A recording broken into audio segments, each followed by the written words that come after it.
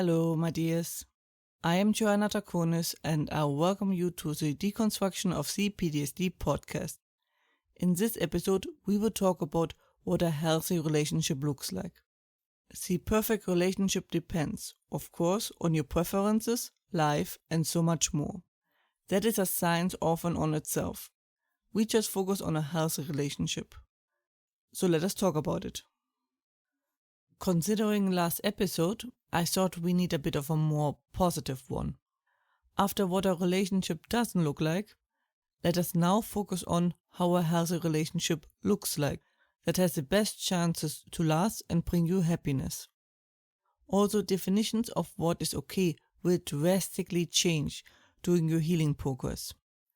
It can be truly shocking when you read what your past self thought was okay. But before we start, I want to give you the best advice I got. For all of us who got screwed from the start, love should feel like a warm hug. These hugs that make you feel safe, warm, loved, protected, and like everything will be okay. Somehow. I know some of you never experienced such a hug or caring love, and I hope you get to experience it soon. This episode hopefully helps you with that. We first talk about communication, then respect, then shared values and goals, then conflict, then support, and then emotional stability. By almost everyone, including me, communication is considered the most crucial and important aspect of a healthy relationship. It is one of these things you cannot compensate and requires both parties to participate and actively try to do it. Going both ways, of course. The other person should, generally, listen to your concern and take them seriously. Shutting the other person out or letting communication die is very damaging to a relationship. You can communicate needing time to think, that is fine, but the silent treatment is not. Communication is also important to improve your relationship and sex life. By expressing your needs and wants, you improve both. Or, on a smaller scale, help you to adjust to each other better, so little things don't pile up to become big things. Listening is important. The second most important thing is respect. It is the most important core of any relationship.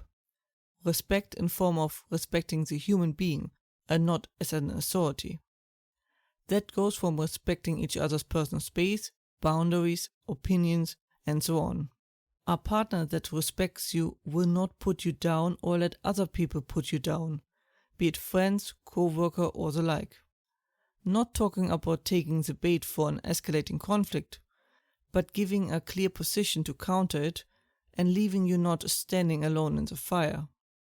It also means respecting your no, and if you say you feel a certain way, taking your word for it. It sadly has to be said that your partner shouldn't argue how you feel or dismiss your feeling. That is treating an adult like a toddler and not respecting their voice. The third one is shared values and goals, or in other words, are you guys on the same page? Are you both working to improve, be it your relationship or yourselves? Are you both willing to learn and listen when needed? Are you both each other's same priority? Are you valuing the same things in life? A carbon copy is rarely good, but you should have especially the core values in common. What about having children? How to handle finances?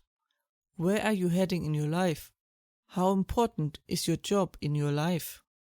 Where are you heading in your life?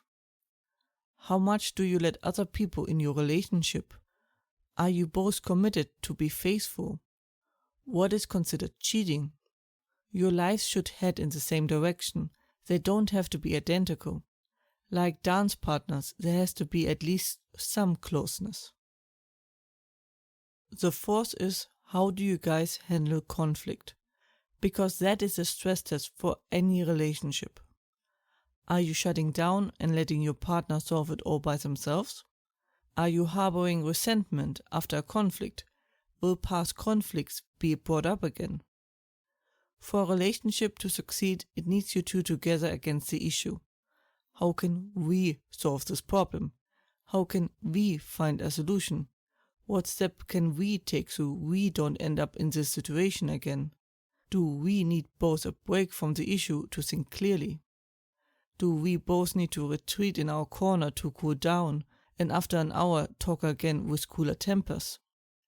Your partner needs to have your back, as you must have your partner's back. You are life partners, helping each other's lives. You are in this together or not at all. The fifth is support, as I just hinted at. How do you support each other? Are you lifting each other up? Celebrate successes and share losses. Are you there when your partner needs you and your partner for you? Can you rely on each other? Are you comfortable to share your successes and celebrate your partners? Are you each other's source of comfort during hard times? Do you care for each other and look out for another? Keeping the other person in mind and what they might need? And do you support each other creating a solid support network? You can't just rely on each other, but it should be your first station and line of defense. After all, do you not treasure each other and want the best for each other?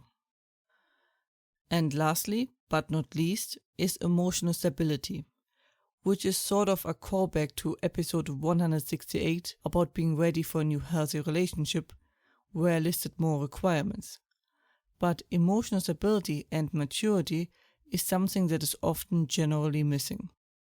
Some people think that you get emotional mature just by getting older, but that is truly not the case. But it is crucial for fostering and growing a healthy relationship and especially needed for children. It means accepting you're wrong and willing to grow and learn.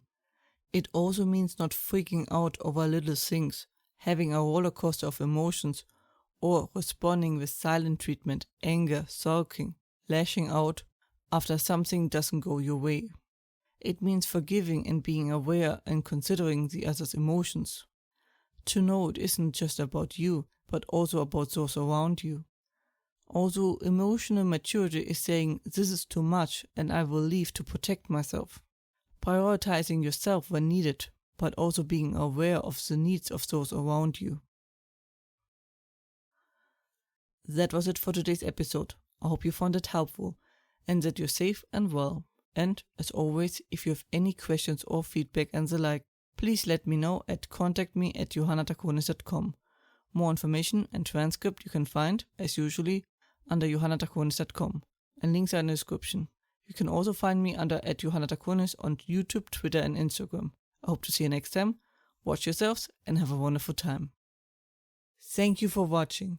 If you liked it, please leave a like and subscribe.